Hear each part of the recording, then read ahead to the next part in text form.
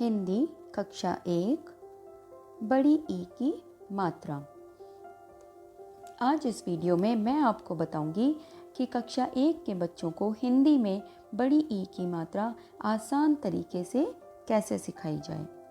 अक्सर बच्चों को छोटी ई व बड़ी ई की मात्रा के शब्दों को पढ़ने में बहुत दिक्कत आती है, तो इस वीडियो को अंत तक ध्यान से देखेंगे व जानेंगे कि बच्चों को सरल तरीके से छोटी ई व बड़ी ई की मात्रा किस तरह सिखाई जाए।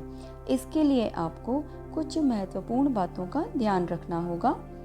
तो आइए हम बढ़ते हैं पहले चरण की तरफ। सबसे पहला चरण है मात्रा की पहचान।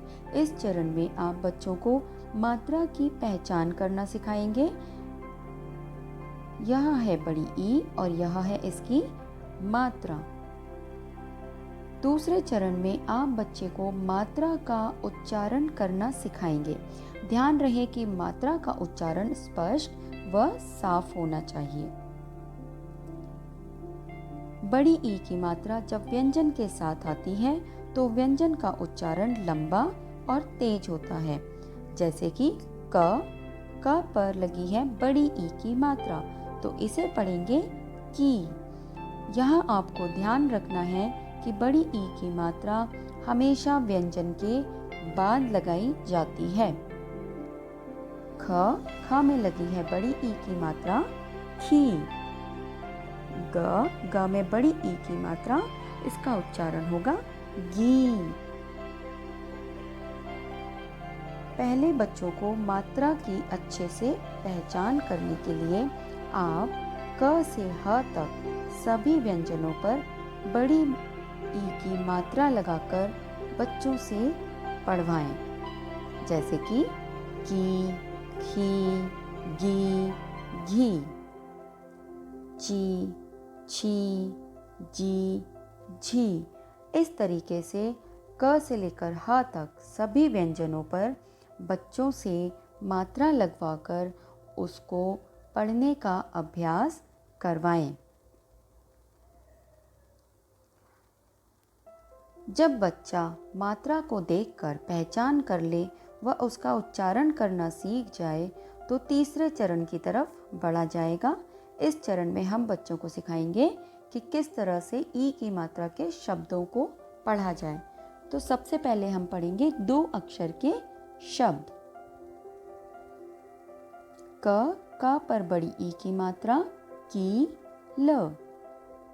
च पर बड़ी ई की मात्रा ची, ल।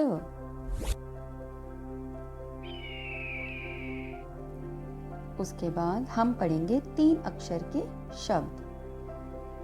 म, क, ड़ पे लगी है ई की मात्रा ड़ी, मकड़ी। इस तरह से ये पूरा शब्द पढ़ा जाएगा। लकड़ी, लकड़ी। आइए अब हम पढ़ते हैं 4 अक्षर के शब्द। गिलहरी, गिलहरी। छिपकली, छिपकली। जब बच्चे 2, 3 व 4 अक्षर के शब्दों को पढ़ना सीख लेंगे, उसके बाद हम बच्चों को सिखाएंगे सरल वाक्य, जैसे रानी इधर आ, पानी पिला। चाची की साड़ी रख, रानी की नानी आई। ककड़ी लाई। तो इस तरह से बच्चों को सरल वाक्यों को पढ़ने का भी हम अभ्यास कराएंगे। तो आज के इस वीडियो में आपने जाना कि बच्चों को बड़ी ई की मात्रा सरल तरीके से किस तरह सिखाई जाए। अब एक खास सुझाव। अक्सर बच्चे छोटी ई व बड़ी ई की मात्रा को पढ़ने में और वह उसका पहचान करने में कंफ्यूज हो जाते हैं। इस कंफ्यूजन को दूर करने का एक बहुत ही सिंपल तरीका है कि आप बच्चों को वह शब्द ज़्यादा से ज़्यादा पढ़वाएं जिनमें दोनों ही मात्राएं आती हो, छोटी ई की मात्रा भी आती हो और बड़ी ई की मात्रा भी आती हो, जैसे सिपाही खिलाड़ी, भिखारी, गिलहरी, छिपकली इस तरह के शब्दों को पढ़वाएं। और इसके अलावा एक और बात का ध्यान रखना बहुत ज़रूरी है कि मात्रा सिखाने में बिल्कुल भी जल्दबाजी ना करें। एक हफ्ते में सिर्फ एक ही मात्रा सिखाएं। धन्यवाद।